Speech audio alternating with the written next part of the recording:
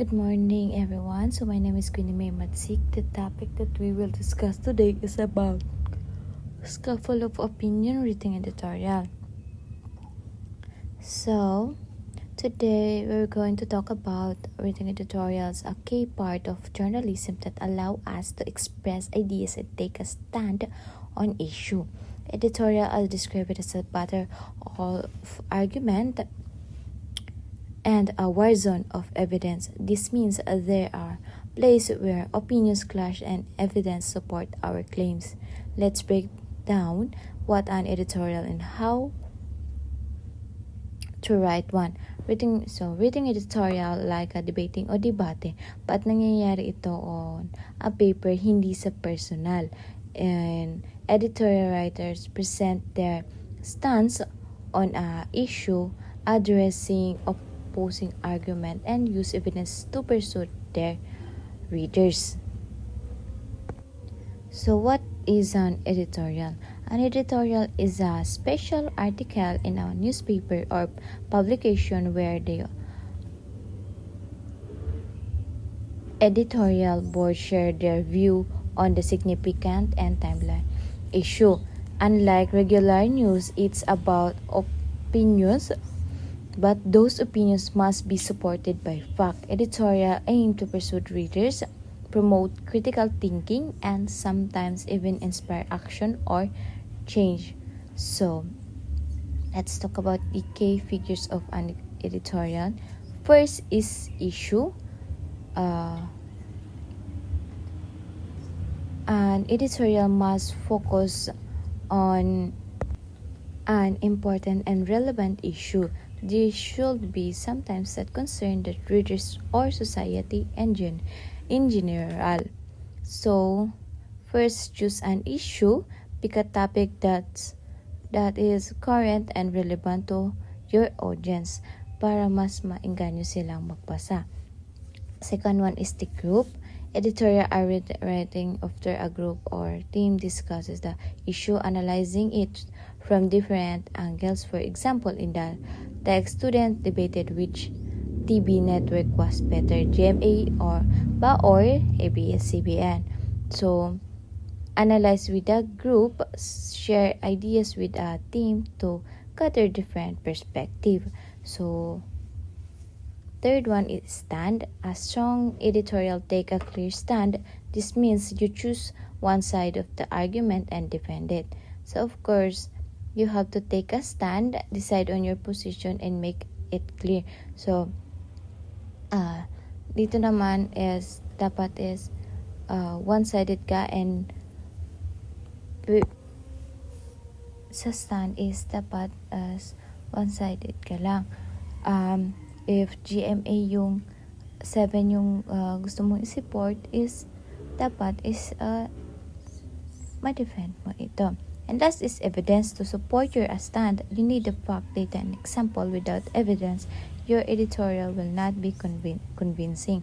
So of course, dapat dito sa editorial is dapat is pinili mong side is dapat yung mga evidence mo as kapanipaniwala and matibay para kapanipaniwala. Hey everyone, I am Johanna Piontal. So today I will discuss to you my assigned topic, which is the other characteristic of editorials and the function of editorials. So we have six other characteristic of editorials and 4 function of editorials. So first, it follows a pattern.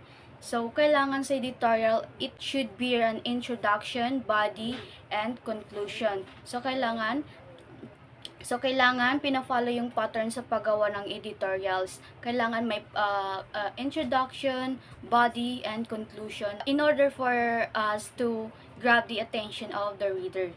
And number two, it simplifies the issue. So, it's very understandable naman, di ba?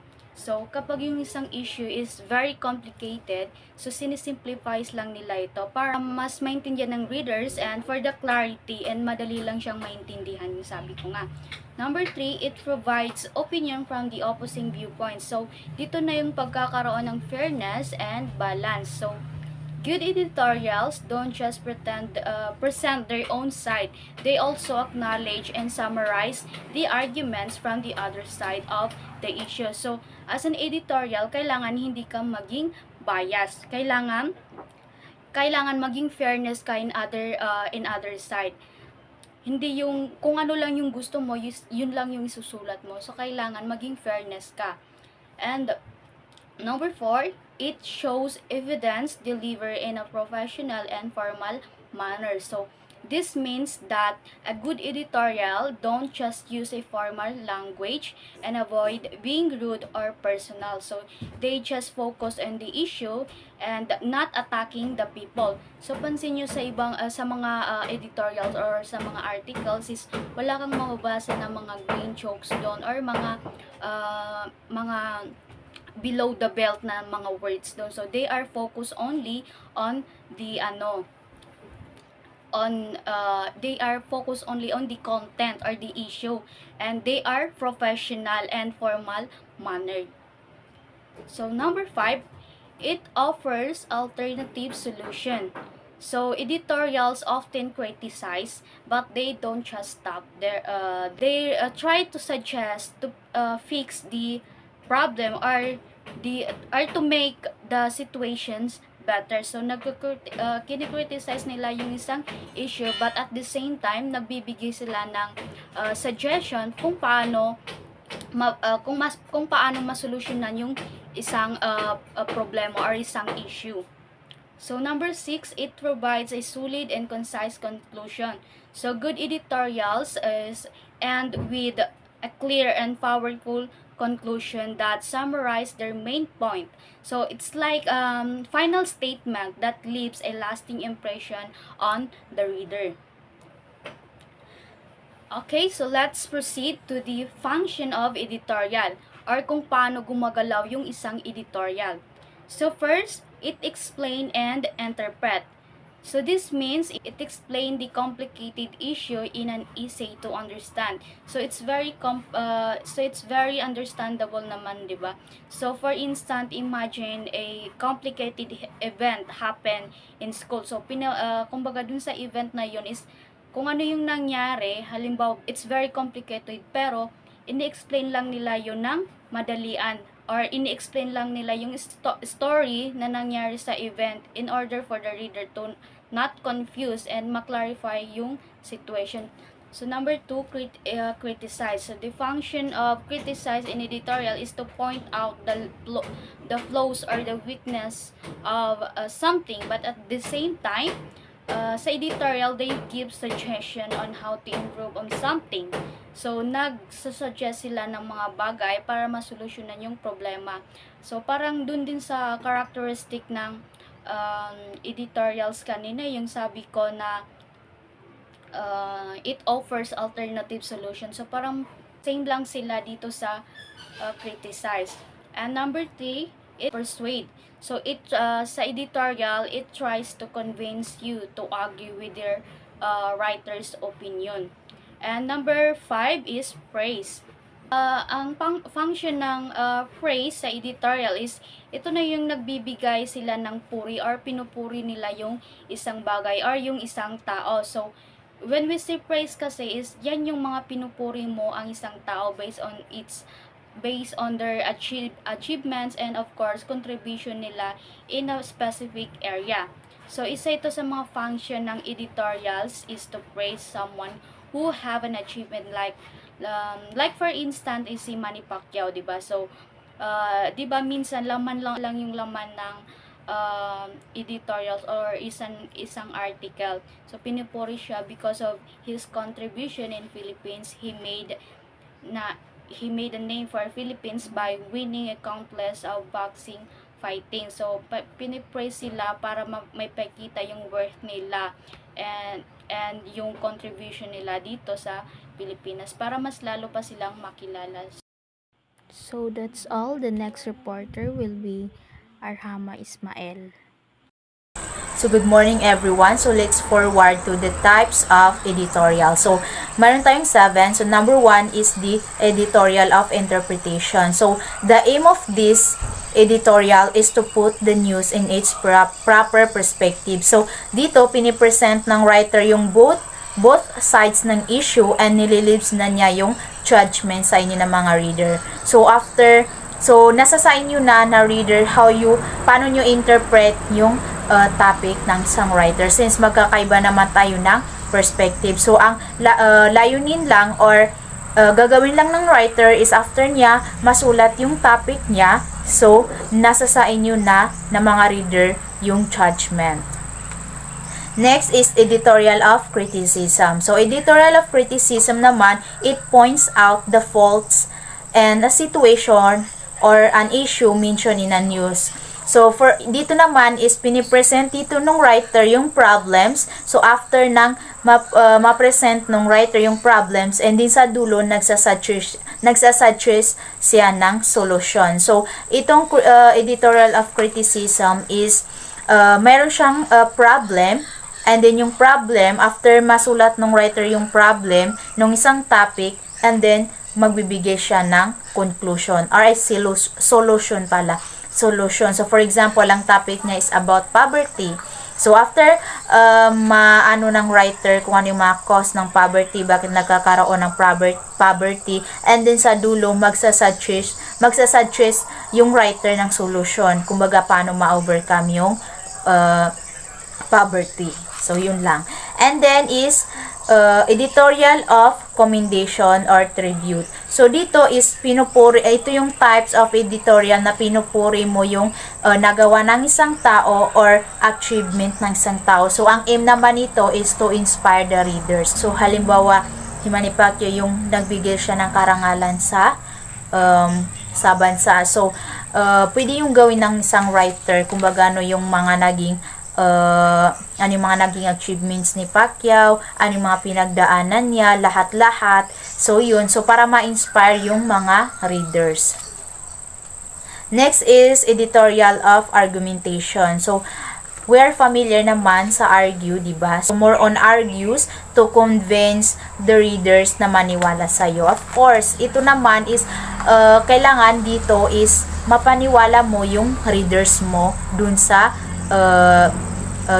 topic mo. For example, ang topic mo is about smoking. Kumbaga nakakasira sa kalusugan yung smoking. So, ikaw na writer, kailangan mapaniwala mo yung mga readers mo na bawal talaga mag-smoking. So, dito kinakailangan ng evidence, of course. Kasi kung wala kang evidence, hindi maniniwala yung mga readers mo. It means, kailangan talaga makuha mo, kailangan ma-convince mo yung readers mo na maniwala dun sa kung ano yung gusto mong paniwalaan nila. I mean, dun sa topic mo. Next is editorial of entertainment. So, editorial of entertainment, this type of editorial na ano talaga, more on entertainment. But, although mga entertainment to, so yung mga pinipresent dito is mga facts, totoo. So, dinadaan lang siya sa katawa-tawa. So, of course, para ma-entertain yung readers. Pero yung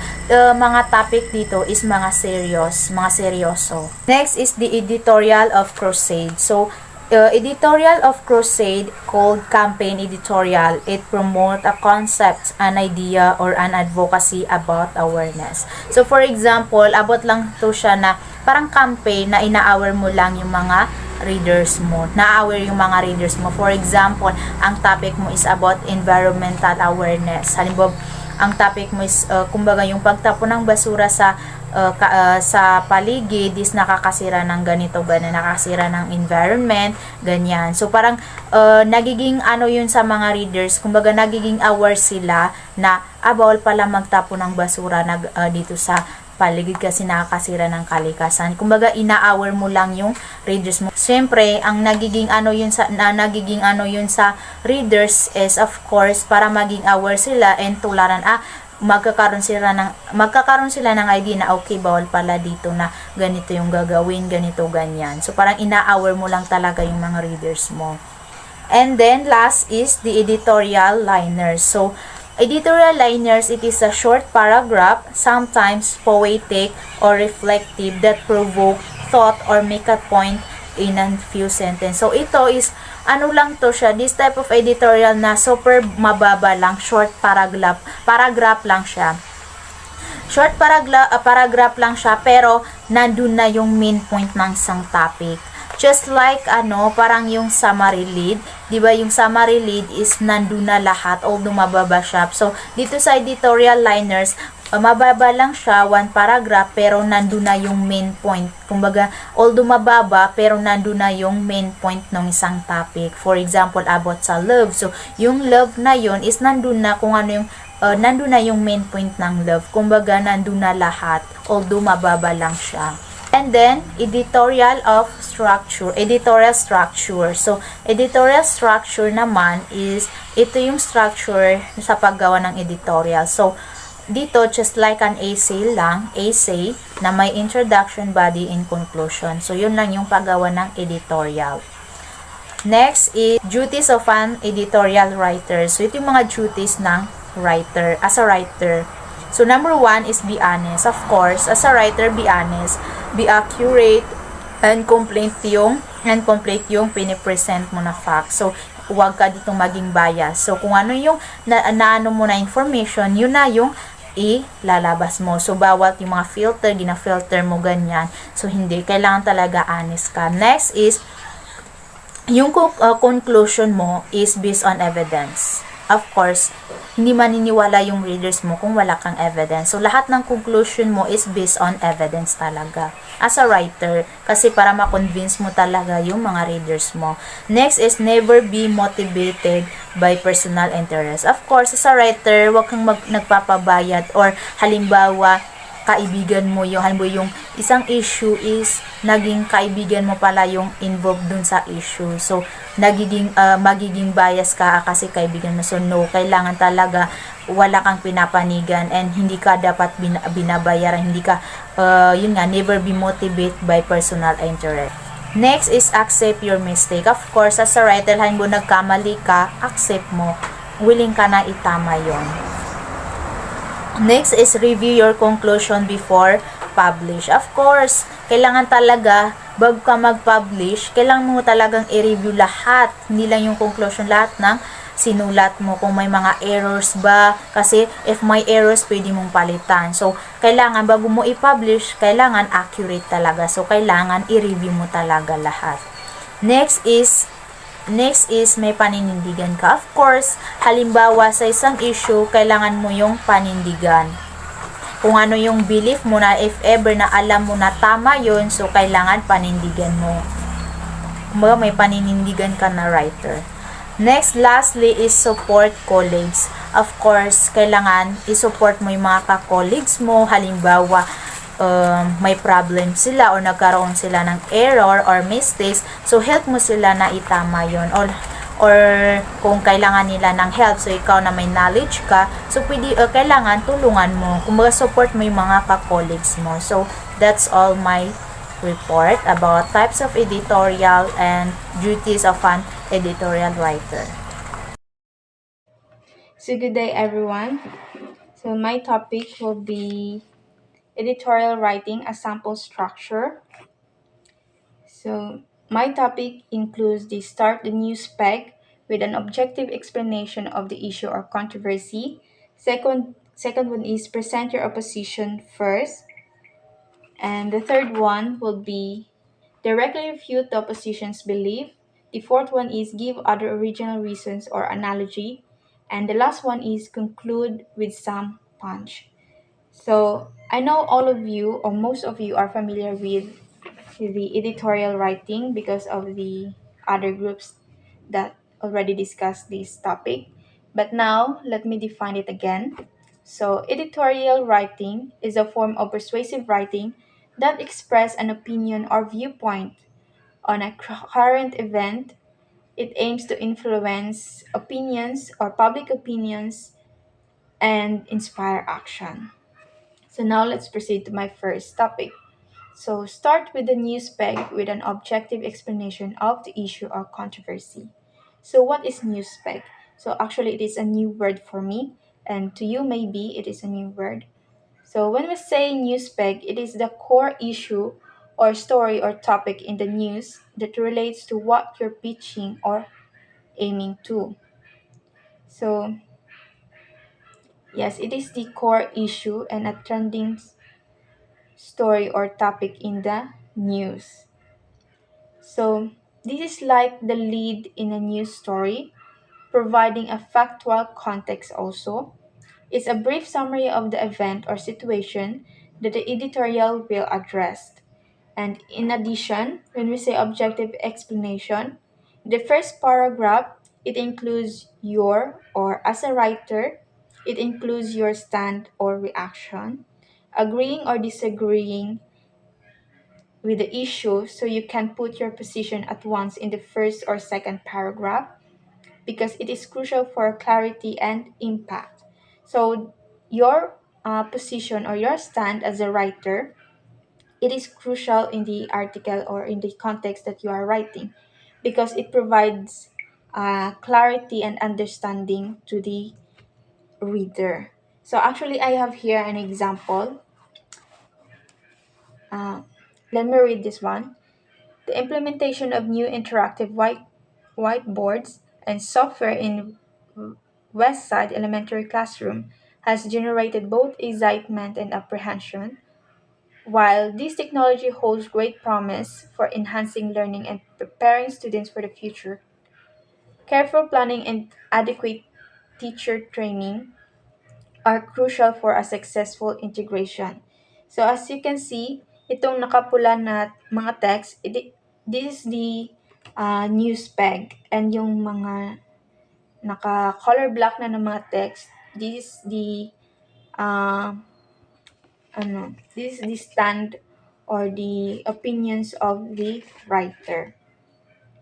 So now, let's proceed to the next topic. Present your oppositions first. So when we say oppositions, it actually talks about the other sides that disagree in your statement or stand. So as the writer, you disagree with these viewpoints. Identify the people, especially those who oppose you. Use facts and quotation to state objectively their opinions. You may opt to give a strong position of the oppositions. You gain nothing in refuting a weak position. So, actually, this number two emphasizes the importance of fairness and credibility in editorial writing. So, how it emphasizes the fairness and credibility? So, it emphasizes the credibility and fairness by addressing the counter argument first. This approach strengthens the overall arguments by showing that the writer has considered all the sides before presenting their own position. So, kumbaga, it is strengthen the stand or the arguments of the writer if they address or they acknowledge the counter arguments of their opponents. And kumbaga, nagpapakita din ito na kinikonsider nila yung arguments or yung stand ng other positions before they present their viewpoints as a writer. So, presenting the opposing viewpoints is not to endorse it, but to acknowledge its existence and prepare to refute it effectively. So, when you are presenting or acknowledging the viewpoints of your opponents, you are not actually endorsing it. You are not actually strengthening their stand, but rather you are acknowledging that their arguments or their stand also exists in some situation too. And you have to refute it effectively. The thirdly is you have to identify those who oppose you, what organizations they're in, groups or individuals. So, of course, if you are arguing or you are debating, you have to know the identity of your opponents. So let me give you an situation sa kumbaga mag-write ka ng editorial writing sa campus journalism nyo. So you as a writer, you have to acknowledge the arguments of the other students na nag-oppose kumbaga sa strictly kumbaga yung strict implementation of uniform. So may mga students na may say they are not financially stable, or may mga students na ayaw nila yung parang inuunahan sila kung ano yung gusto nilang suotin. So you have to know you have to understand their viewpoints also. You have to acknowledge their viewpoints. And of course, you have to know their identity. Bakit kaya itong mga individuals na to o yung organizations na to is ayaw nila dun sa bagong patakaran ng uniform.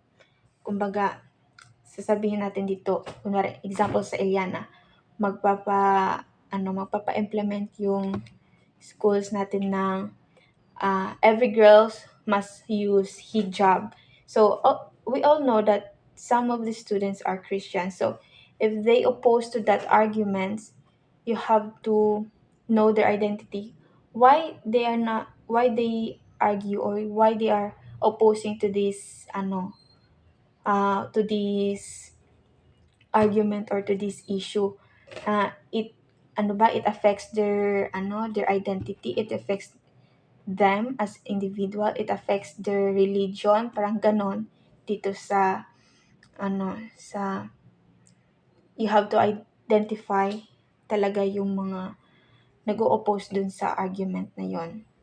And importantly, use the quotation and valid facts from credible sources to support the presentation of the opposing arguments. This can avoid subjective opinions or biased interpretation. So, dito, when you argue, you have to use a factual evidence kung bakit kailangan sundin yung arguments mo, or para mas ma-convince yung mga readers mo why your article or your argument is important also. So, lastly, it is better to argue against your opponent's best points, not their weakest ones. So, actually, this last statement is important. As a writer, it is important for you to understand this. Kasi, you don't need to point out the weakest point ng mga opponents mo or yung nag-o-oppose dun sa argument mo, because it is not worth it. So, balik tayo doon sa example ko kanina about sa strict implementation of uniform. So, example na din yung sinabi ko kanina na hijab. So, of course, this issue could be controversial sa mga Christian students, especially sa mga girls. So, they may be opposed to this implementation. And when we say not to point out their weakest points or weakest ones, is kumbaga hindi mo kailangan i-point out yung personal issue nila as an individual siguro, or as an organization, groups, or in a religious group. Hindi mo kailangan i-point out yon, because it is not worth it to argue the weakest points of the opponents or the personal issue, kumbaga. So now let's proceed to number 3.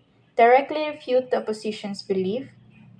So, in defense of your position, give reason from strong to strongest order. Use a literary or cultural allusions that lends to your credibility and perceived intelligence. So don't waste your time on a weak arguments. Directly challenge the strongest points made by those who disagree with you. So as I said earlier, it is not worth it to argue or point out the weakest points of the opponents, but you have to challenge their strongest points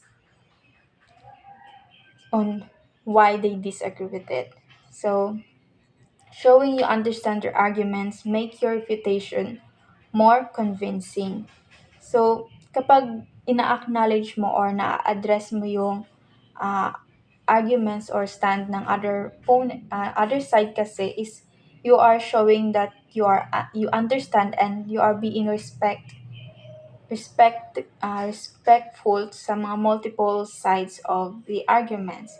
Maybe it's not just about the Christian students, girls, or maybe dun din sa mga ibang Muslim students na siguro ayaw nilang mag-hijab kasi hindi sila sanay or some other reasons pa. So, ganon. So, acknowledge any valid points made by oppositions. This shows fairness and strengthen your credibility. So, if you acknowledge the opposition's stand, it shows that you are being fair to the issue itself and strengthen your credibility as a writer. So, let's proceed to number 4. Give other original reasons or analogies. So, in the defense of your position, give reason from a strong to strongest order in literary or cultural allusion that lends to your credibility and perceived intelligence. So, it supports your position in the first argument and your comparison to make your case stand out. Think creativity.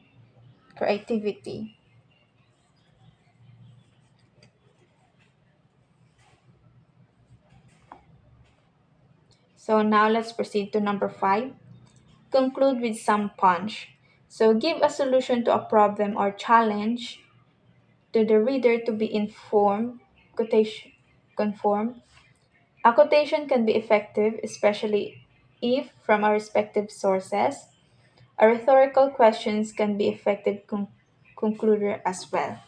So if you want to end your article as a writer, you have to make it you have to put flavor on it.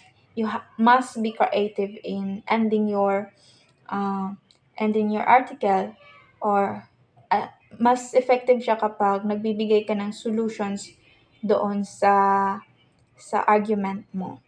And rhetorical questions, when you say rhetorical, I know, alam naman natin yan, is effective din kasi sa pag-end ng argument mo or ng article mo. So, dito sa books, meron siyang example. Babasahin ko. If the government does not defend the interests of children, who will? So, this is a punch line that the writer choose to put it in their article. So, dito sa issue na to is maintindihan natin is about the government and the interest of the children. Maybe it talks about the child abuse or the interest of a child on education or maybe other issues that about children and the government responsibility for them. So actually, I have an example also about dun sa uniform na issue. So, I'm going to post it na lang dito sa video. So this conclude with some punchline.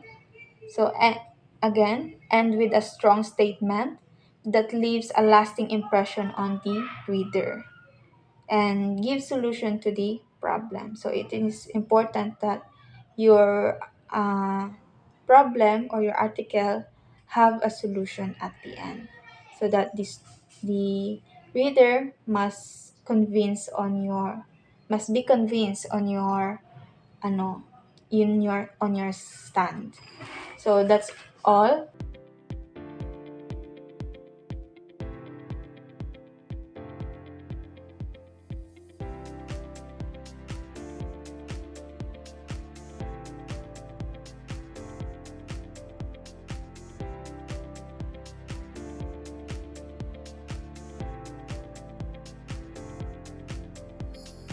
Good day everyone.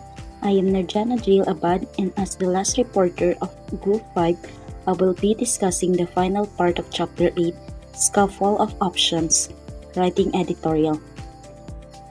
My assigned topics include some techniques in beginning the editorial, some techniques in ending the editorial, some techniques in persuasion, letters to the editor, and analysis of the editorial.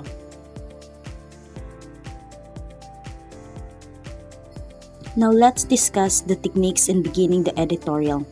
Editorials are likened to feature stories whose beginning statement arrests the interest of the readers.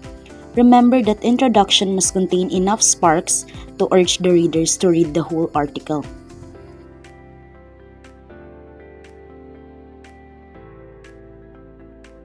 Here are some techniques you can use in beginning an editorial. Number 1. Emphatic statement or maxim.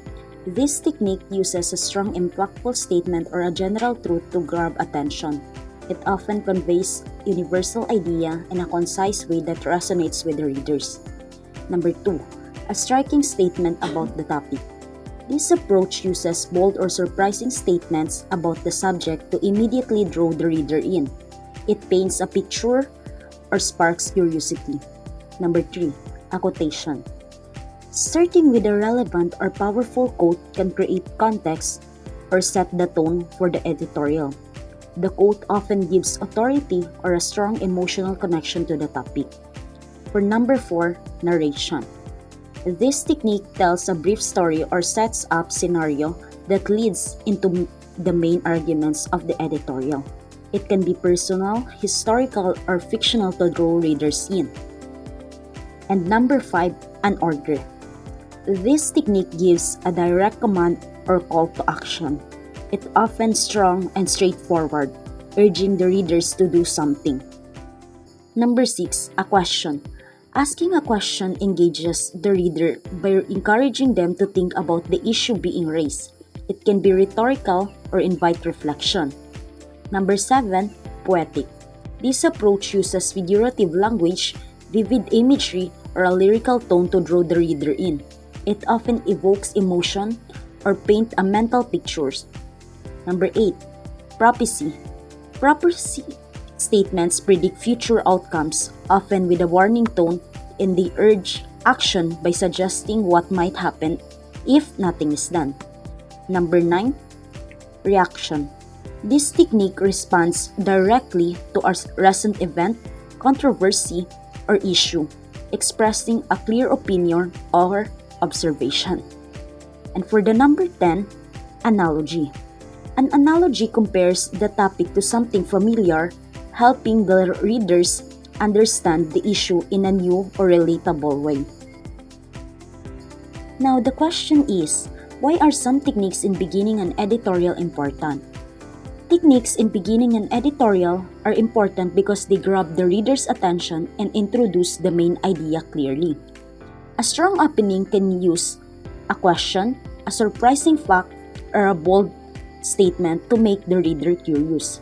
It also helps set the tone and gives background information so the audience understands the issue. Without a good beginning, readers might lose interest and stop reading.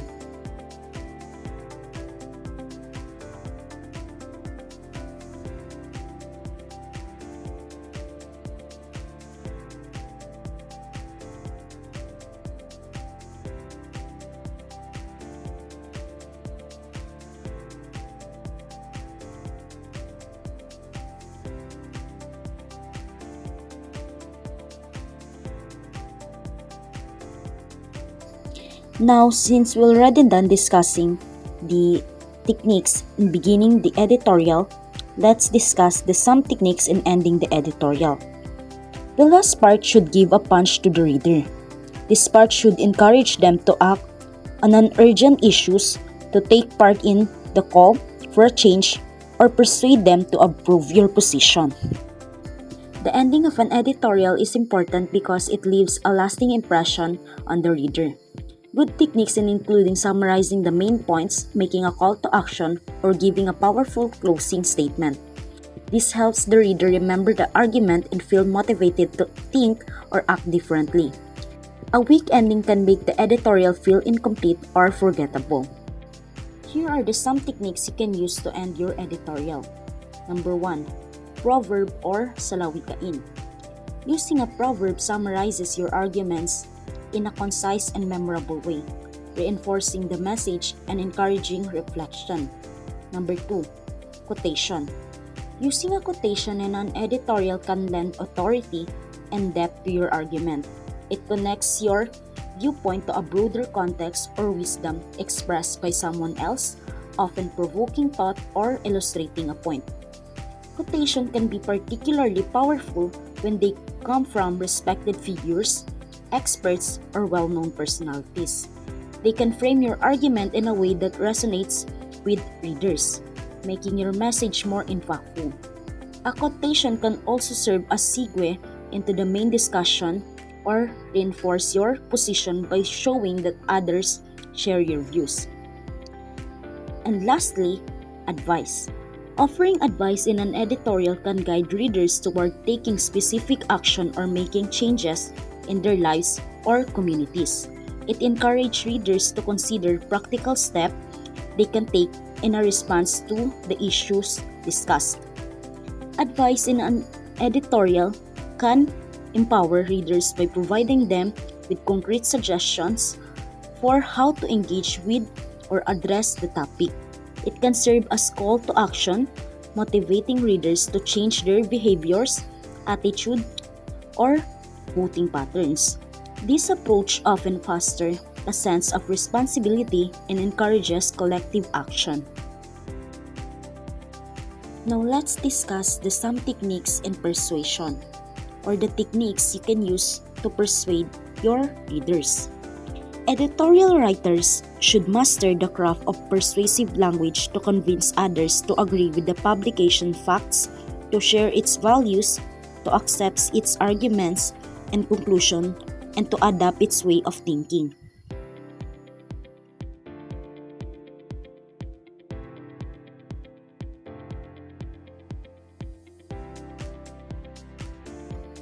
Number 1.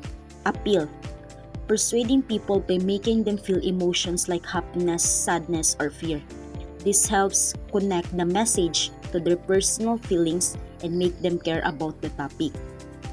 Number 2. Evidence. Giving facts, expert opinions, or research results to prove a point and making it harder to argue against. Using proof or evidence to back up your claim make the argument more believable. For number 3, attack. Pointing out flaws and criticizing in opposing ideas to make your argument stronger and show why they are wrong, but doing it respectfully to keep the audience on your side. And number 4, rhetorical questions. Asking questions that don't need answers but make people think deeply about the topic, guiding them toward agreeing with you.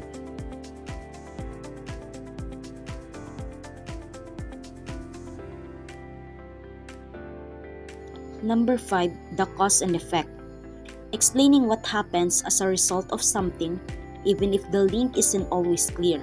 Showing how one thing leads to another, like explaining how studying hard results in good grades. Number 6, connotations. Using words with positive or negative feelings to influence how readers feel about something. Picking words that create certain feelings. For example, calling someone determined sounds positive, while stubborn sounds negative. And number 7, again, analogy. Comparing two different things to explain something complicated in a simple way. Explaining something new by comparing it to something familiar. For instance, saying life is like a journey helps people understand life's ups and downs. Number 8, generalizations. Making broad statements about a group based on limited evidence can be persuasive, but may also weaken an argument if overgeneralized or not accurate.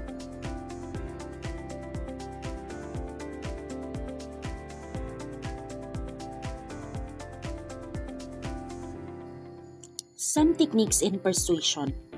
The humor. Using humor can lighten the tone of an editorial while making a serious point. It can also create a bond with the reader and make the argument more relatable. Number 10. Repetition. Repeating key phrases or ideas reinforces the message and ensure it sticks in the reader's mind. Number 11. Hyperbole. Exaggeration can emphasize a point and evoke strong reactions from readers. It can also add humor or drama to the argument. Number 12. The alliteration and assonance.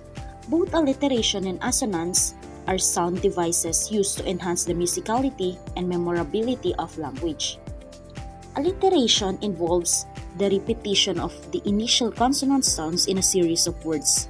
This technique can create rhythm and make phrases catchier or more impactful. Assonance, on the other hand, involves the repetition of vowel sounds within words in a sentence or phrase. This technique can also contribute to the rhythm and mood of the writing, enhancing its emotional resonance. And last but not the least, the imagery and figurative language. Imagery involves the use of descriptive language that appeals to the senses, allowing readers to visualize scenes, actions, or emotions. Figurative language, which includes metaphors, simile, and other figures of speech, enhances imagery by creating comparisons and adding depth to the writing. Imagery and figurative language enrich the editorial, allowing readers to visualize and emotionally connect with the message. Why do we need some techniques in persuasion in an editorial? Since the main objective of an editorial is to persuade the readers, persuasive techniques in an editorial are needed to convince readers to agree with the writer's point of view. These techniques include using facts, logical arguments, emotional appeals, and credible sources. They help make the argument stronger and more convincing. Without these techniques, the editorial might seem unconvincing or biased, making it harder to influence the reader's opinions.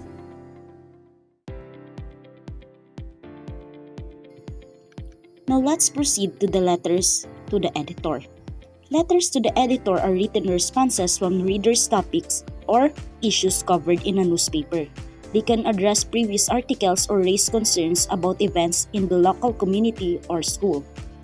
And the main purpose of these letters is for the readers to express their opinions or provide feedback on what newspaper has published or on a community issues. Overall, letters to the editor serves as a way for readers to voice their opinions, fostering a dialogue between the newspaper and its audience. Now let's discuss the last part of this chapter, the analysis of the editorial. Editorial has three parts, which is the first paragraph, the body paragraph, and the conclusion.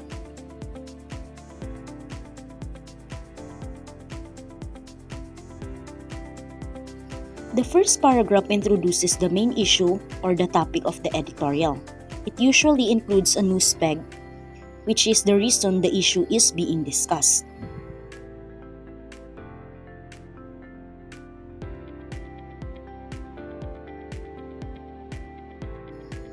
The body paragraphs. The body paragraphs provide evidence and arguments to support the writer's opinion. The body paragraphs contains the second paragraph, the third paragraph, and the fourth paragraph. Second paragraph, this often gives real examples or proof of the problem. While the third paragraph, the writer may use persuasive techniques to make the readers think seriously about the issues. And lastly, the fourth paragraph. Sometimes the editorial includes quotes from people to strengthen the arguments. After the quote, writer might challenge readers to take action or reflect on the situations. Lastly, the conclusion. The conclusion of an editorial is short, clear, and thought-provoking. It often ends with a challenge or a call to action, encouraging readers to reflect or to do something about the issues. Why do we need to analyze an editorial? As students, analyzing an editorials helps us to improve our critical thinking and comprehension skills. It teaches us how to identify the main idea, supporting arguments, and the writer's purpose. This skills is useful for academic success, especially when writing essays or participating in debates. As readers analyze editorials to better understand the issues being discussed and form their own opinions, it helps them recognize biases, evaluate the strength of arguments, and separate facts from opinions. This makes them more informed and thoughtful individuals. While for writers and editors, need to analyze editorials to learn how to write persuasive and well-structured articles. It helps them to understand how to present arguments effectively, engage readers, and avoid logical fallacies. This skills is essential for producing credible and impactful written work. Nonetheless, analyzing editorials fosters informed, critical, and engaged citizenship.